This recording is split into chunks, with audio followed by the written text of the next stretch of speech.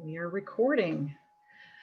Okay, welcome to my monthly health talk that I have every third Thursday of the month. And normally I would be presenting my Revitalizing Life health talk, but I'm so excited because tonight I have a really special guest, and she is a functional nurse practitioner. She's the founder of the Path to Health and Healing website. She is a speaker and an author, and she knows how frustrating it can be to feel like you're losing control over what is happening to your body. She knows that many women are not having their concerns taken seriously, and they're not getting the help and validation that they deserve when it comes to their hormone health. In fact, Laura overcame her own hormone issues before going on to help thousands of women to end the chaos and the overwhelm around hormones. She helps them restore their energy and feel comfortable in their own bodies again. So I'm so excited to welcome Laura Dankof. Thanks for having me, Jenny. I'm thrilled to be on here tonight and talking to you and talking to your audience about a very important subject matter. That's something I'm really passionate about and is important to a lot of women at various stages in their life. And it's good to be proactive with our hormonal health rather than reactive. But unfortunately, what I have found is a lot of women end up in the reactive stage because their symptoms gradually kind of creep in over time until they get to that cliff with their hormonal health and start looking for answers and aren't sure where to turn. Yeah, that brings me to my question that I've been thinking about. Do all women need to be paying attention to their hormones, or does it only happen to a few? Because I had some people respond, "Oh, that's cool that you're doing that, Jenny, but I feel great." My mom and sister had issues, but I don't, and it's great. And so, it kind of brought up the question, does everybody need to be paying attention to this, even if you don't have symptoms? Absolutely. Really, the time we should be paying attention to it is even in our late teens, early 20s, because what happens in those years can affect us in our 30s, 40s, 50s, and 60s. It's a matter of, various stressors that we encounter, what kind of environmental insults we have over that course of that time. And so being proactive with our health from a hormonal standpoint is the same as being proactive with our health from just being a healthy lifestyle standpoint as well. Because often what will happen is, and what you don't want to have happen, some women navigate through PMS, perimenopause, menopause just fine, and they don't have any kind of issues. And so really can't understand the struggle that other women are having. But sometimes what you don't see underneath that surface is hopefully down the road something doesn't happen to that individual. So it's just being more mindful of it, trying to be more proactive. There's lots of ways that you can do that. Starting with good nutrition is really foundational. Working on stress. But, when a woman does experience either PMS, this is where those 2 weeks leading up to your period, you don't feel as good, your energy isn't as good, you're moody, maybe you're not sleeping. Some women will get hot, someone will get cold, some will get headaches. I mean, there's just lots of symptoms that can happen. Well, at the same time, those same kind of symptoms can happen in the perimenopause years. And what that is all the years leading up to menopause. Now that can start as early as age 35 on average, because it's that gradual fluctuating that starts to happen in the hormones. The hormones are normally fluctuating through the month, but we get older, those changes start to be more evident. And some women maybe could struggle through those years, for 6 months. Other women could spend 10 years struggling through that even. And for some women that can continue into menopause. And it's those kinds of things where they just don't really know what to do, where to turn. If you turn to your conventional healthcare provider, that they'll either say, well, let's do some basic labs. Maybe they do a very surface level look at your estrogen or your progesterone, or do a TSH for thyroid, which there's a whole bigger panel that can happen there. And they may just come back and tell you, well, everything looks fine. So, it's either a woman walks out feeling like live with it, or they've been handed a prescription of some sort saying, well, you're just stressed, or maybe you're just anxious, or maybe you're just depressed.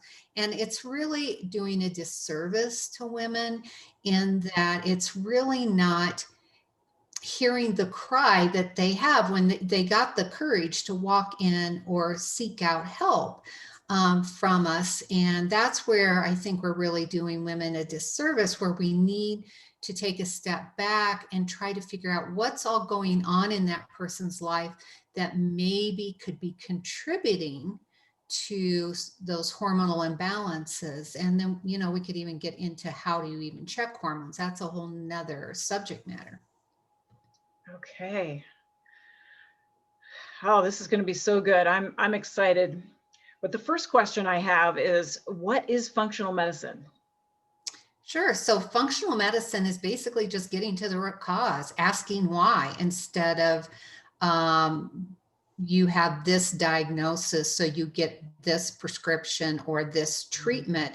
Instead, we put the brakes on that and we just want to say, okay, why is this happening in the first place? What's the underlying issue? And it's never one thing that is the why this is happening, the root cause. It's usually you think of in functional medicine, we think of it as a tree with the roots, and it's the root system that we need to look at and see what all those various factors are that contribute to what's manifesting, as far as whether it's hormones or any other aspect of your health. Okay. And how did you become a functional nurse practitioner? Well, like many people that go into functional medicine, we all had our own health journey in ourselves or a family member. I certainly had that. When I first started getting interested in it, or stumbled upon it actually, was my daughter was having some health issues. And then I subsequently started having my own issues with my hormones. And I thought, you know what, I don't want to be going on birth control pills in my 40s. For some women, that might be fine for them. That's not something I wanted to do. I did not want to be given something just to manage the symptoms. I really wanted to figure out what was going on. And at the time I was in grad school, I was burning the candle at both ends. I was working a full-time job, have kids, all of that. And I was getting ready to go into practice as a nurse practitioner. I knew I'd have women coming to me for hormone related things. And I thought, my gosh, if I can't even figure this out for myself, how am I going to help them? And I did not want to just be pulling out a prescription pad. That's just not how I'm wired. Working as a nurse for years, our nursing 101 is to treat the whole person, mind, body, and soul. And so we really need to take all those things into account with a person. So through my daughter's own health struggles, my own hormonal issues, I really saw where we were missing the boat on this. And about the time this was all happening, the Women's Health Initiative study came out with the concerns over giving hormone replacement and the potential risk associated with that. And so all these women at the time were going off hormone replacement therapy, and with doable cause, there was lots of concerns at that time. And it just intuitively, I felt like, there's got to be a better way. There's a time and a place for medications, obviously, but my gosh, if we can't just take a moment and think, okay, what are some ways that we can address this in a more natural, intuitive way through helping to navigate through what maybe led up to the hormonal imbalances in this case in the first place. And oftentimes, it's cumulative stress in a person's life over time. There's nutrition, there's relationships, there's emotional pieces, there's, genetic tendencies, and all these things come into play into our hormonal balance. So it's not as cut and dry in my world as just handing somebody a prescription. Yeah, that's awesome. I love that you want to get to the root cause and not just treat the symptoms. And that's a big thing in the healing facilitation world, is the difference between healing and curing. Where curing, you just want some kind of therapy to get rid of what your body is trying to tell you. Instead, well, the curing approach is just to say, oh, that doesn't mean anything, I just want to get rid of it. Whereas the healing approach is more of, okay, my body is trying to tell me something. There's something I need to learn from this. Absolutely. I love that. It is a healing journey. When we talk about navigating the ups and downs of what I call the hormonal chaos that's going on in some women's bodies. And it's such a rewarding thing when you work with these women and they have an increase of their own self-awareness and their own self-care that's very lacking, because we women are notoriously guilty of putting everybody else's needs before our own. Right. And so everything that comes to our own health goes onto the back burner, and you just keep pushing through. I mean, I actually, in my 40s, when I was going through that, I just saw myself keep jumping one hurdle after another, just trying to get over the next hurdle. And as I say, you're always trying to get to the finish line, but you never get to the finish line. You're always seeking to advance or improve ourselves. And that need for self-care, we really need to stress with ourselves and each other as women, because we don't take that time to nurture our own bodies and souls. And that can have a significant impact on our hormonal health, our overall health as well. And so it's really trying to delve into some of these things and just allowing time for ourselves and not feeling guilty about allowing time for ourselves, which we're notoriously good at as well.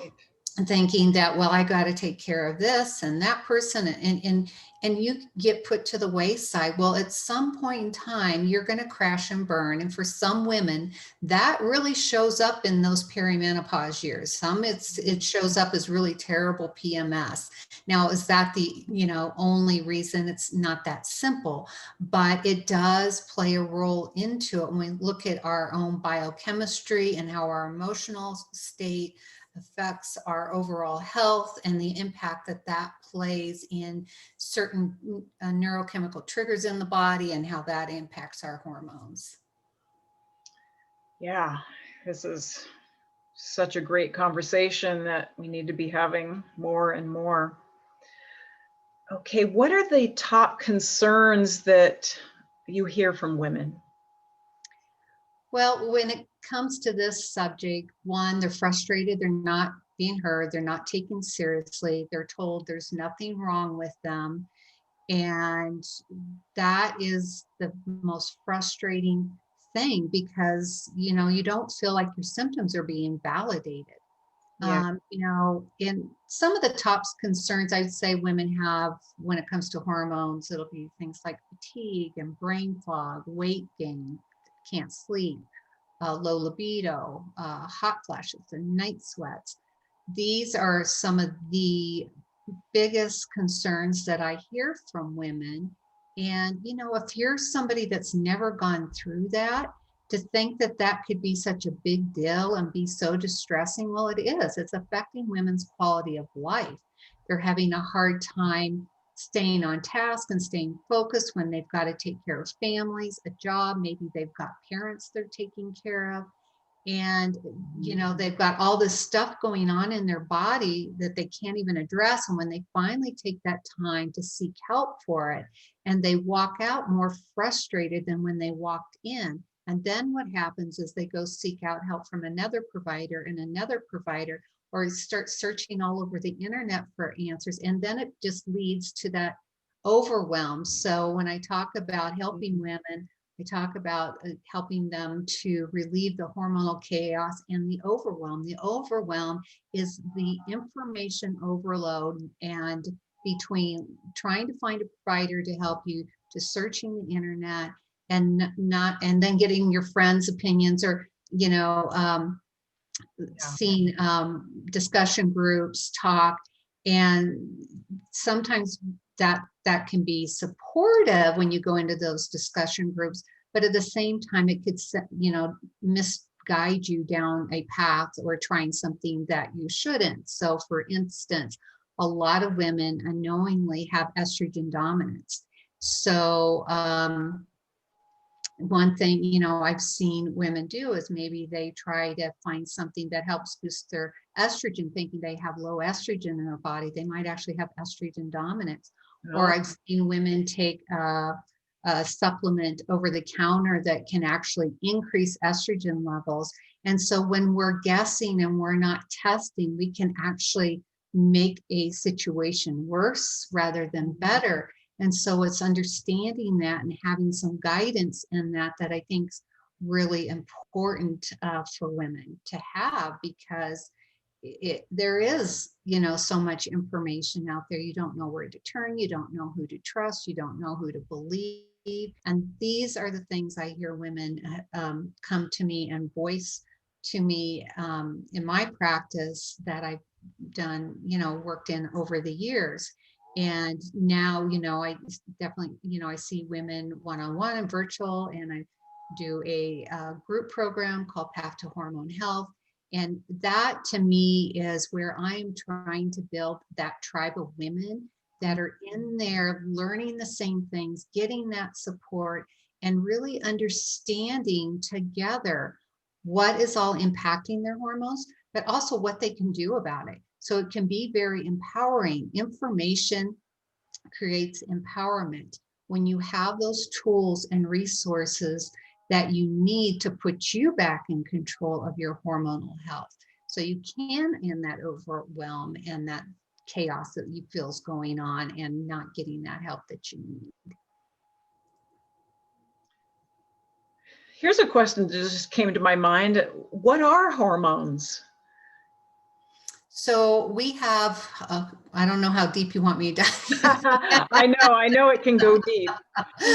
But we have an endocrine system in the body, and our endocrine system makes hormones. So for instance, our thyroid is responsible for making thyroid hormones. Our adrenals make things like cortisol and adrenaline.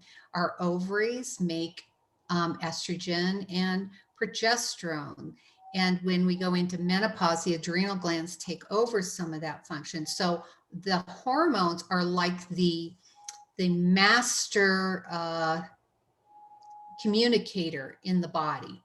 So if we don't have hormones, well, we wouldn't survive. It's the mass communication network in our bodies to make sure everything's functioning well. So to give you an example, your thyroid hormone is on virtually every cell of the body.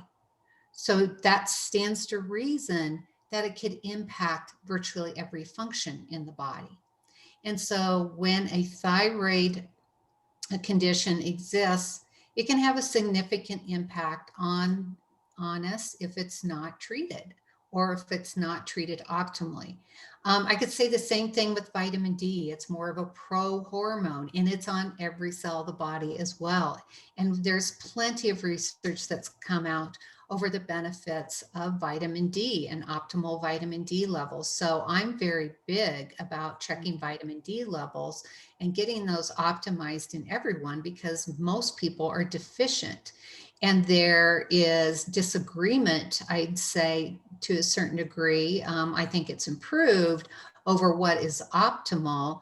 conventionally speaking, when we talk about levels, and we could say this even about thyroid hormone, there is a lab range and there's an optimal range. And some people are not going to feel well unless they're optimal. So for instance, vitamin D, it should really, depending on which source you look at, should be 50 to 75 on a lab.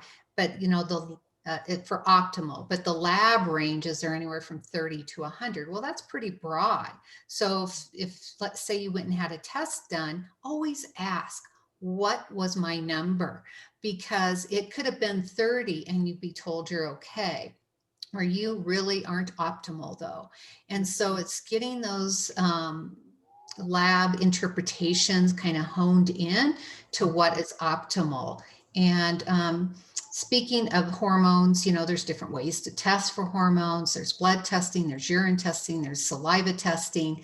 And the way I always talk about it to women is the blood test is the tip of the iceberg. Saliva test, you're seeing a little bit more. But if you want to get below the surface and see the whole thing, you really need, in my opinion, do dry urine tests for comprehensive hormones. It's called a Detox test, because it not only tells us what's going on with all the primary hormones, but actually how are you even breaking those hormones down? How are they being metabolized in your body? That can make a huge difference on how to approach improving that hormonal balance for a person. That's interesting. I would think the blood test would be more in depth. No. But it's because of the metabolization that you can see in the urine test? Yes. So when you do a blood test, you're looking at unbound and bound hormone. And I always say it's kind of clumped together. So you're not seeing the free active hormone level, except with the exception of thyroid levels. You can get free hormone levels, and those can only be done in blood testing. And a testosterone level, you can see the free level. But what you cannot see is, for instance, your estrogen. You have 3 estrogens in the body. Usually on a blood test, they're going to do one called an estradiol, but you have something called estrone and estriol as well. And those break down into what we call metabolites. And you can't see that on a blood test. You can't see that on a saliva test. And that's very important because it tells us if you're going down a very healthy pathway when you're breaking down those estrogens, or if you're going down a more inflammatory pathway when you break down those estrogens. So it just provides us so much more information. For me, it's a game changer in my practice. And I recommend every woman that's, we're evaluating their hormones, that they do that testing, because when you don't, you're missing a piece of the puzzle. Sure. So I'm thinking about cortisol, because I know that's the stress hormone. Mm-hmm. So are they basically like little messengers? So when we get stressed, then the adrenals are releasing the cortisol, the stress hormone, to tell the rest of the body to get into fight or flight. Is that kind of an example? Yeah. So cortisol fluctuates throughout the day. So what should happen is it should be rising when we wake up. So it's rising, and then it peaks later morning, afternoon, and then it starts to decline and we go to sleep. And as it goes down, melatonin goes up. So let's say you're stressed out and you had a really stressful day and your adrenaline level's running high. So then, yes, you get into that fight or flight state and the cortisol level goes up. There's probably a better chance that you might have trouble sleeping that night, because it's going to, one, the adrenaline's still going and your mind's still going, but it can also lower our melatonin level, which is important for sleep. So what can happen, and I see in a lot of women, is just normal chronic day-to-day stress, just living life over time can take a toll. So when I do that testing, sometimes you don't see that rise and fall. Sometimes they'll just be flatline the entire day, or their cortisol levels will rise at night when it should be low.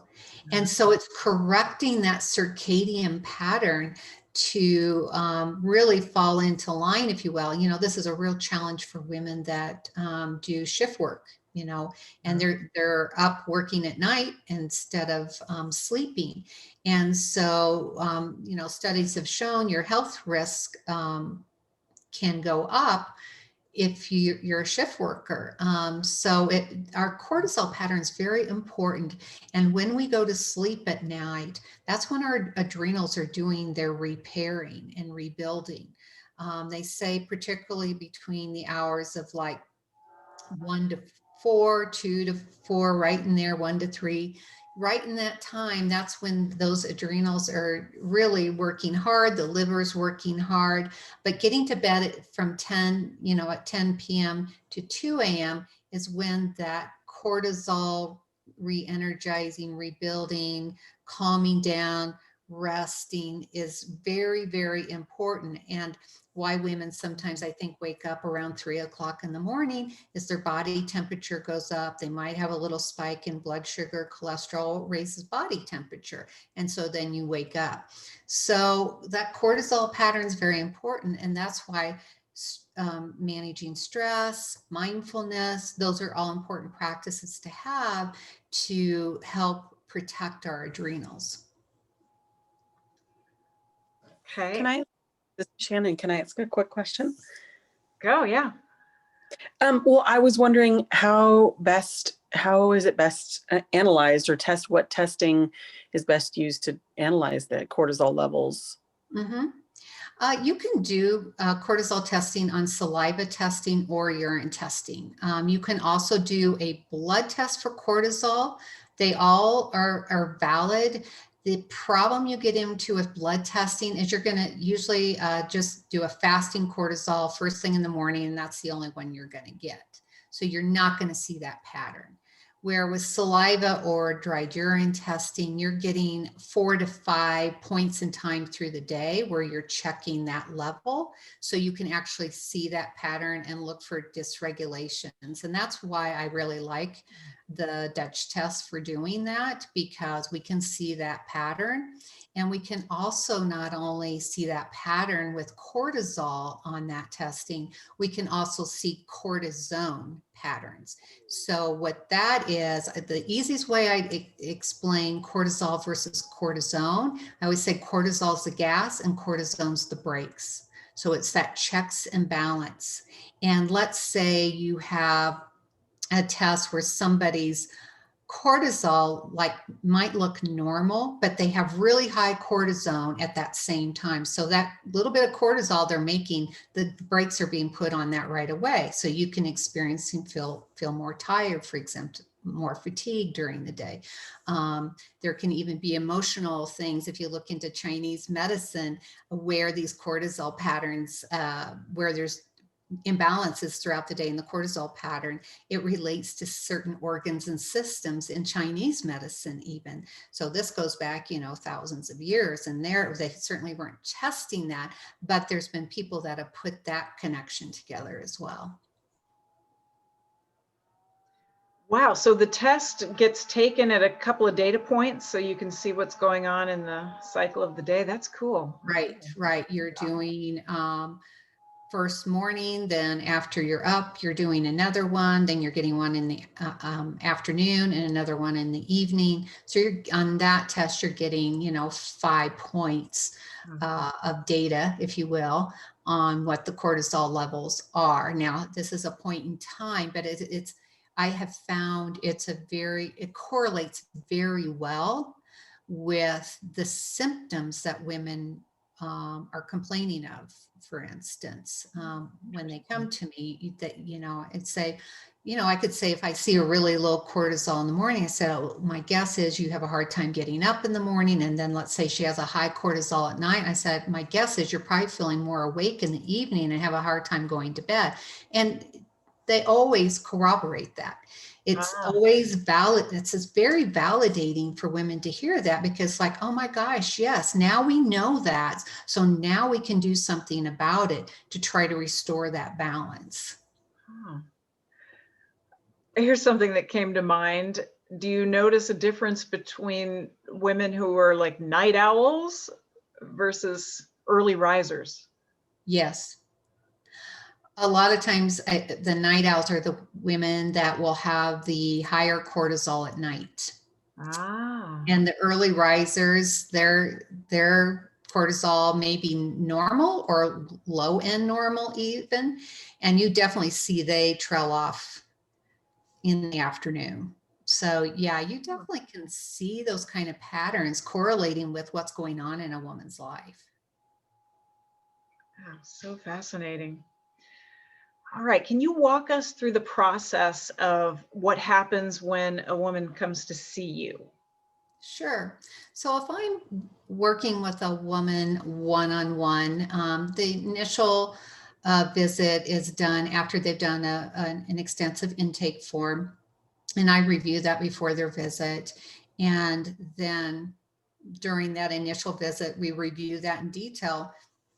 But also what I'm going to be doing at that initial visit, besides going over the information they provided me, is I'm going to start asking questions to get to things they maybe didn't think of, that maybe they didn't even realize were related.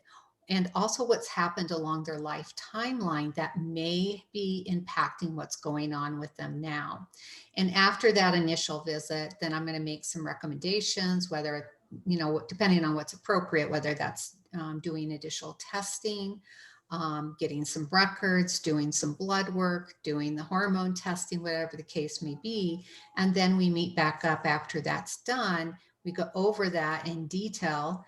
And I want to make sure they understand what they're looking at and what it means.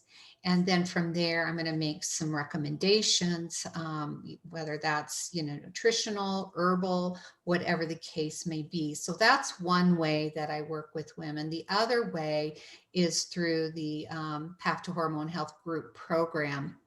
And that's a 12-week program where we meet once a week, do live coaching, and just help women through that whole process. Over that 12 weeks, we start with a foundational piece where we're working on, nutrition, and then we get into talking about the different types of testing. We talk about some of the roadblocks that are getting in the way of your hormonal health.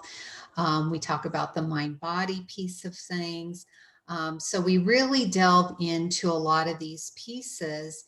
And so that's another way that women work with me.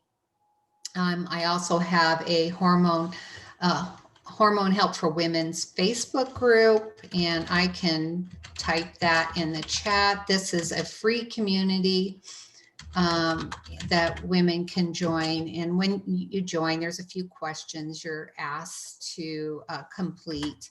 And so I'll just put that up if women are interested in joining. That's a great way to find me, or they can also find me at pathtohealthandhealing.com. Okay, I'm going to copy that into my little note document. Perfect. All right.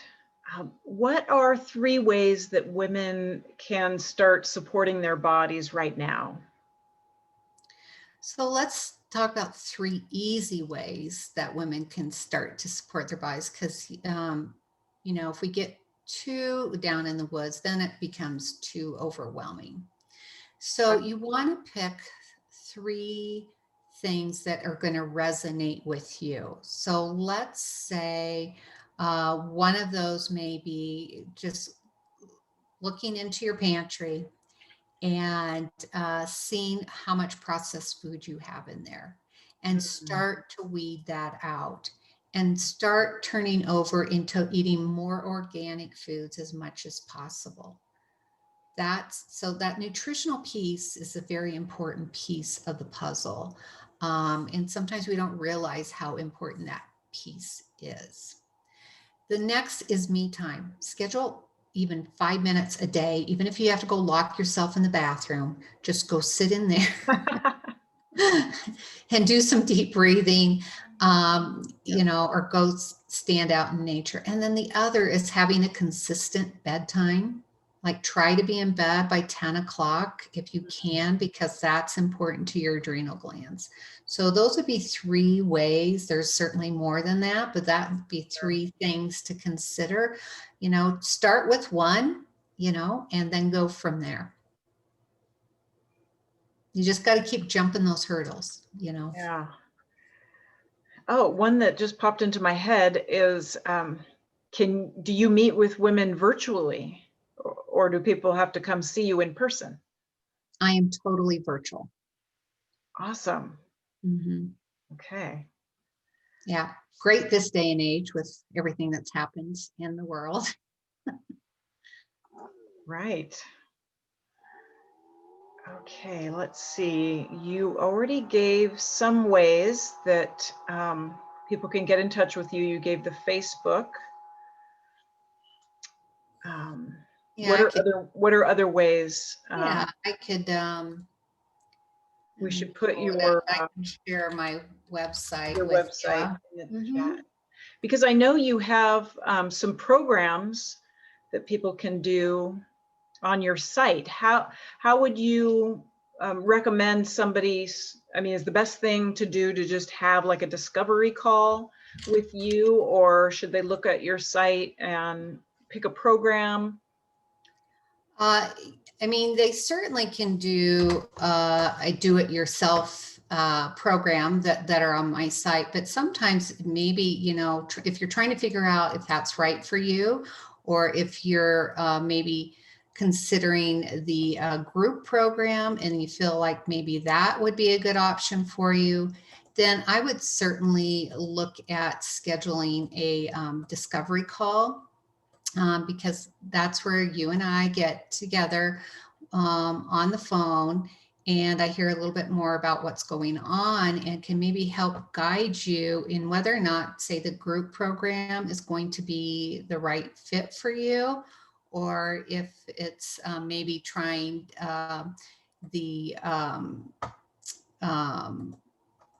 do it yourself route, or what. Because one thing that I would say that you want to be ready. If you're not ready, then you're going to feel frustrated with yourself. You want to be ready to commit to your health, commit to your hormonal health. And if you feel that you're not quite there yet, maybe just joining the Facebook group is a good place to start to get a feel for things. If you think, you know what, I'm all in, I want more information, then yeah, schedule a discovery call. And I put up the link for that as well in there for you. So it depends on where a woman is at in her degree of readiness. Sometimes we have to get to a point of complete despair before we decide we're ready. And I really don't want women to get to that point. Right. I have some women that say, you know what, I want to make sure that I don't get to that point. So they decide I'm going to be more proactive. And then other women will come in saying, I'm tired of this. I'm tired of not succeeding, trying all these things that aren't working, trying to do it on my own and not having that support. So if you really want that support, the group program's probably the way to go, because you're going to get in there and get support not only from me every week, but you're also going to get support from other women. And one of the things that I recommend women do when they come into that program is to consider doing the hormonal test that I mentioned. Because then when we get into about week 6 of that program, they have their results in front of them when they're at that point in the program, and they can ask questions on the live calls, coaching calls about that or whatever else they're struggling with or have questions about. And in between there, they're communicating and supporting each other within the Facebook group as well. The private Facebook group that goes with the program. So if they're wanting that higher end a piece where they're wanting to work one-on-one, that's certainly an option as well. Okay, great. So a bunch of options to kind of get more educated, get questions answered. Sounds really good. Yeah, the thing that my mission is to just help build a tribe of women helping each other so that women aren't out there feeling like they're all alone in this and that they don't have any support and that nobody understands them. There is a whole tribe of women in our Facebook group that are there for the purpose of getting information and just being there to support one another. And that's my goal, is to start a movement of women just saying enough is enough. Our symptoms are real. They deserve to be validated and we deserve to have real answers. Awesome. Okay. Well, this has been great. Does anybody else have any more questions? Was there anything you wanted to cover in a little more depth, Laura? Well, I would just say that each woman just kind of has to turn within and decide what's important to them. And I don't know anything more important than investing in yourself and your own health. And it's not a selfish thing to do. Right. And knowledge is power. So Yeah. sometimes, when you go to seek help, you don't know the questions to ask. You don't know what your options are. And that's one of the things that I, hope to help women with, is giving them that information that they need so they can make an informed and educated decision when it comes to their hormone health. Okay, great. I had one other question that popped into my head because I'm in healing facilitation and I am not licensed at all to diagnose or treat anything. I'm basically teaching strategies for people to be able to drop tension out of their system. And I need a referral network. If somebody comes in and they've got something going on, I need to be able to know where to send them. Now, are you licensed to diagnose and treat or no? As a nurse practitioner, yes. Okay.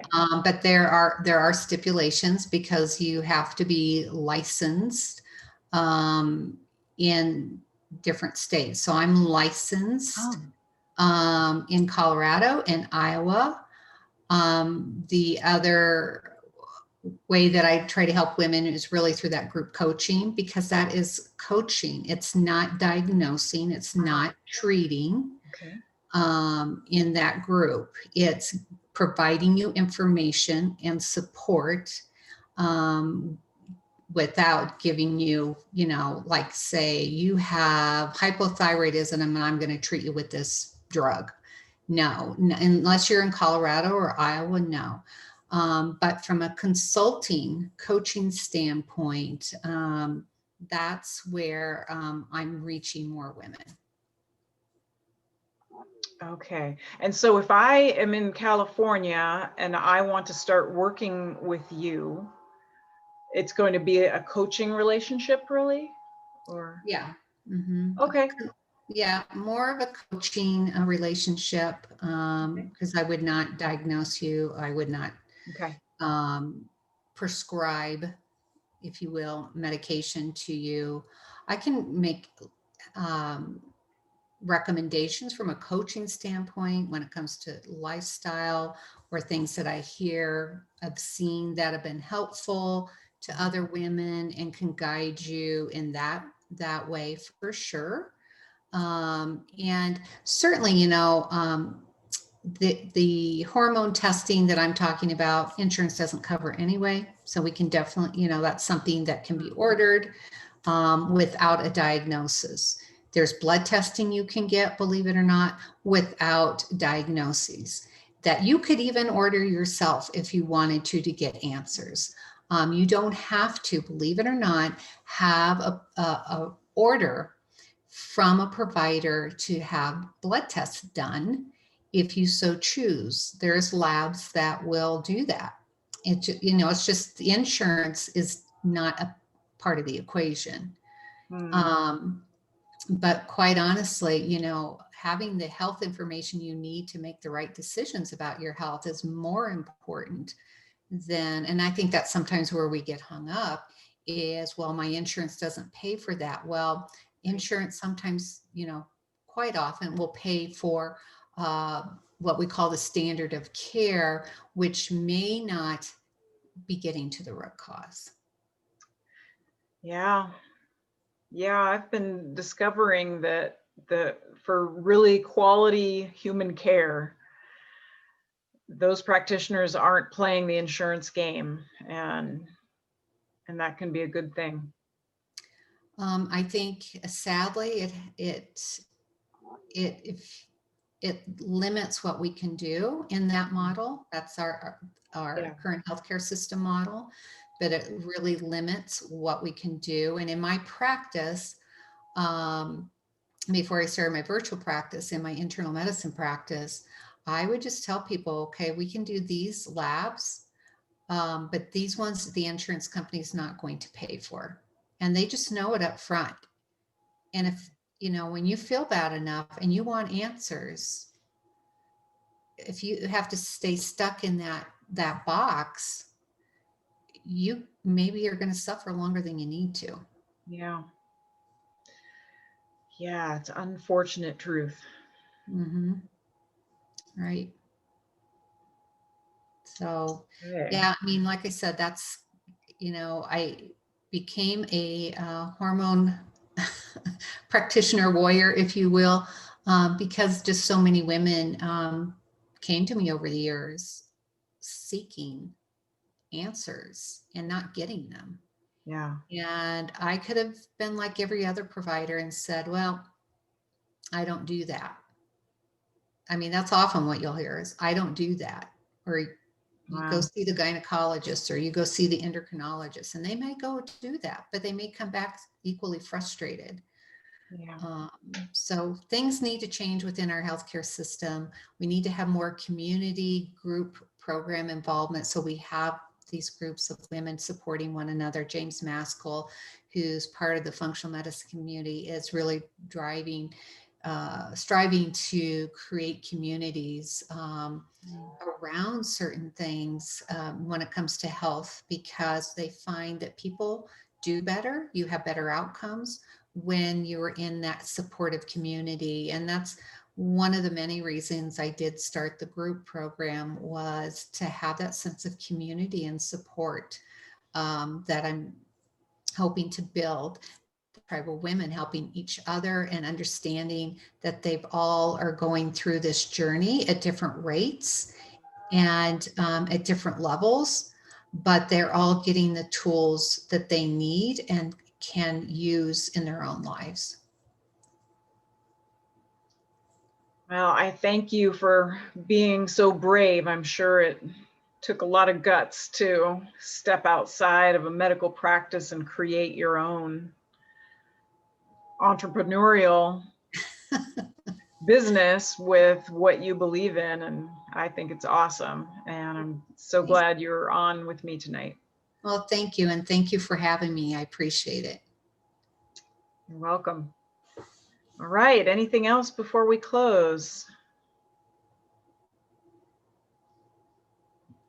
I don't see any raised hands or anything. All right. I'm going to end the recording.